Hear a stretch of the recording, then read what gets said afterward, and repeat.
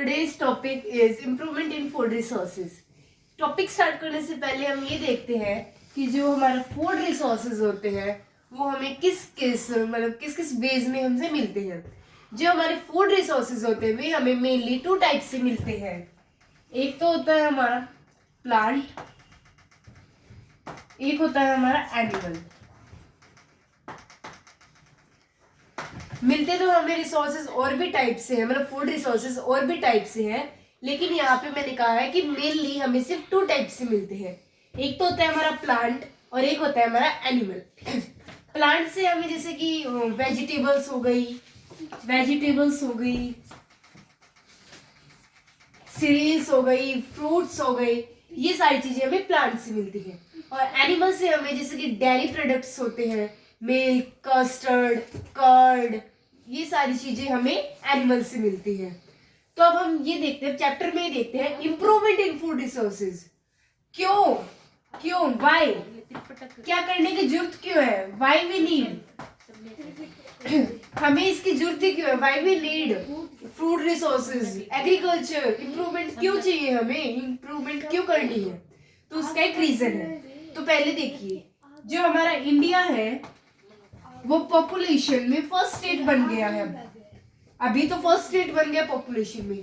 तो जैसे जैसे हमारी पॉपुलेशन इंक्रीज होगी वैसे वैसे ही हमारी प्रोडक्शन की या फिर हमारी फूड की रिसोर्सेज या डिमांड हमारी इंक्रीज होगी। तो अब जैसे पॉपुलेशन इंक्रीज हुई तो उनकी फूड की डिमांड भी इंक्रीज होगी। तो जैसे जैसे हमारी पॉपुलेशन की डिमांड इंक्रीज होगी, पॉपुलेशन इंक्रीज होगी, वैसे वैसे फूड की डिमांड इंक्रीज होगी। तो पीपल्स की डिमांड को फुलफिल करने के लिए हमें इंप्रूवमेंट इन फूड रिसोर्सेज की जरूरत पड़ती है।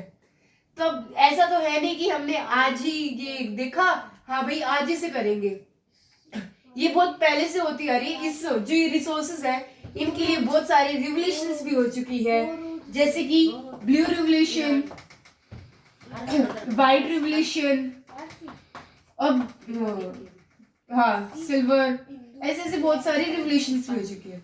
ब्लू रिवोल्यूशन हुई थी हमारी, तब हम देखते हैं हमारी ग्रीन रेवोल्यूशन। ग्रीन रेवोल्यूशन हमारी 1960 में हुई थी, जिसके फादर थे, हमारे ग्रीन रेवोल्यूशन के फादर थे MS स्वामीनाथन। जो हमारे ग्रीन रेवोल्यूशन के फादर थे वो थे MS स्वामीनाथन। ये हमारी 1960 में हुई थी। और जो हमारी ग्रीन रेवोल्यूशन है उसका मोटिव था फूड ग्रेन्स को इंक्रीज करना,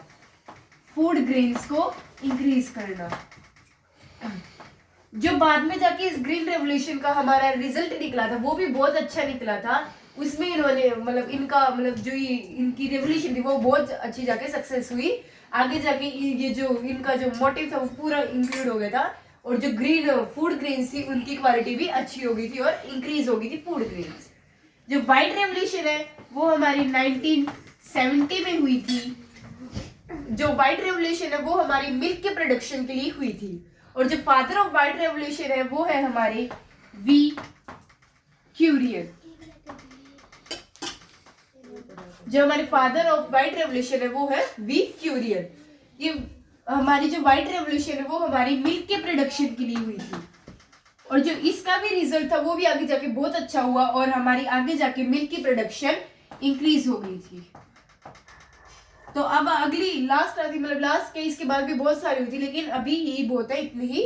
ब्लू रेवोल्यूशन जो है वो भी हमारी 1970 में हुई थी, और जो ब्लू रेवोल्यूशन के फादर है वो है डॉक्टर अरुण कृष्णानन।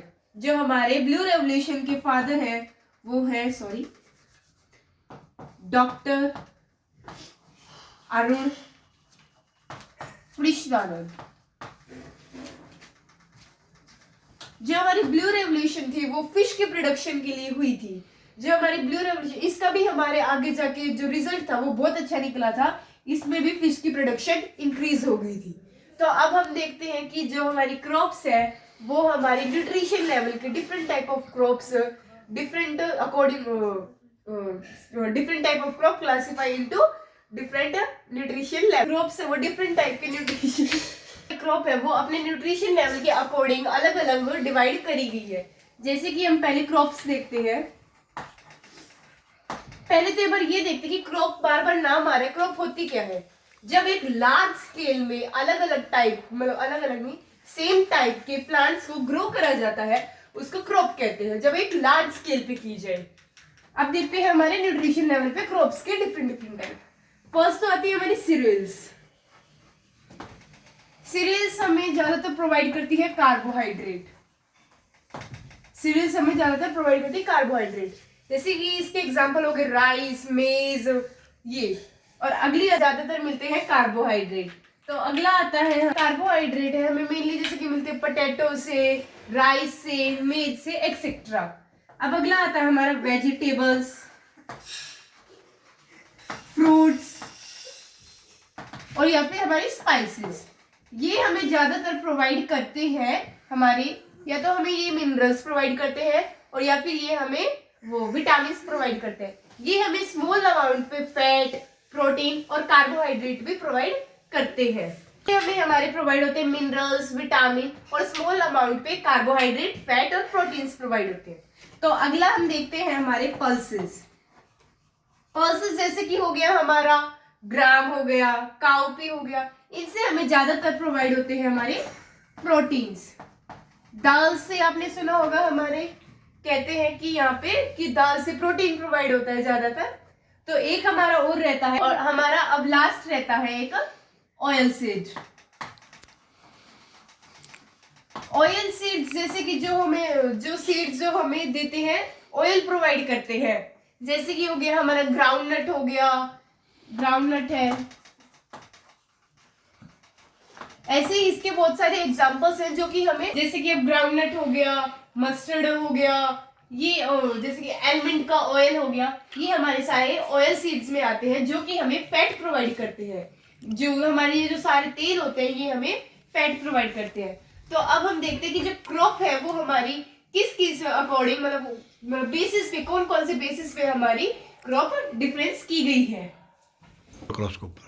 जो हमारी क्रॉप्स है उनको अब हम अलग अलग टाइप में, मतलब अलग दो टाइप में हम इनको डिफरेंस करते हैं। जैसे कि पहला टाइप है ये पर्पस, ये लिख दे परपोज।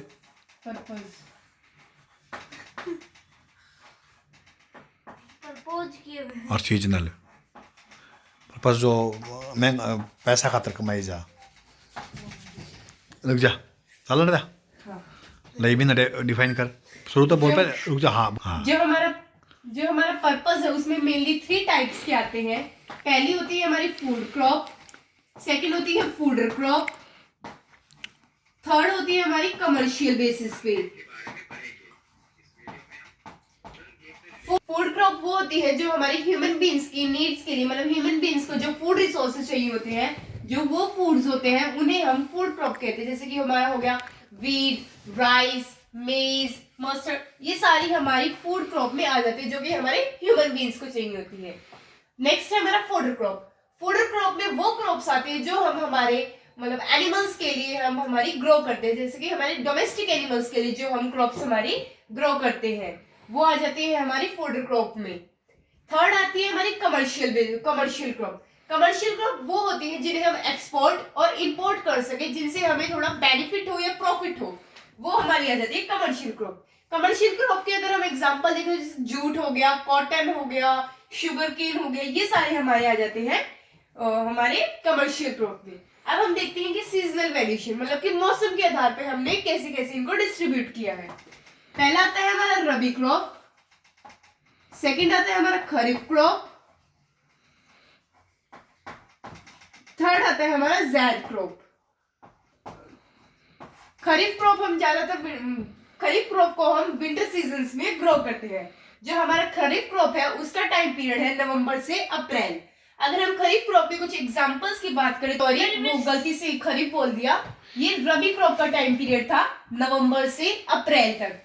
अगर हम रबी क्रॉप के कुछ एग्जांपल्स की बात करें तो ये आ जाते हैं हमारे ग्राम, वीट, तो ये सारे हमारे आ जाते हैं रबी क्रॉप के एग्जांपल्स। अब हम देखते हैं खरीफ क्रॉप को।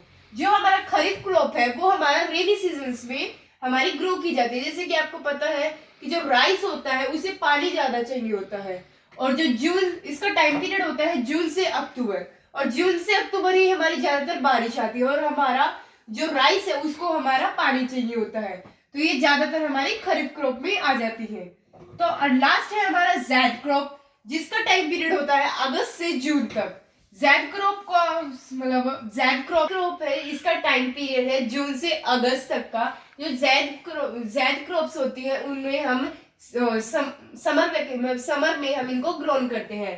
जो जैड क्रॉप के अगर हम एग्जांपल्स की बात करें तो जैसे कि वाटरमेलन, मस्कमेलन, ककुम्बर, ये सारे हमारे जैड क्रॉप के इसमें आ जाते हैं, एग्जांपल्स मिलते हैं। So thank you, I hope you will like my video. Thanks.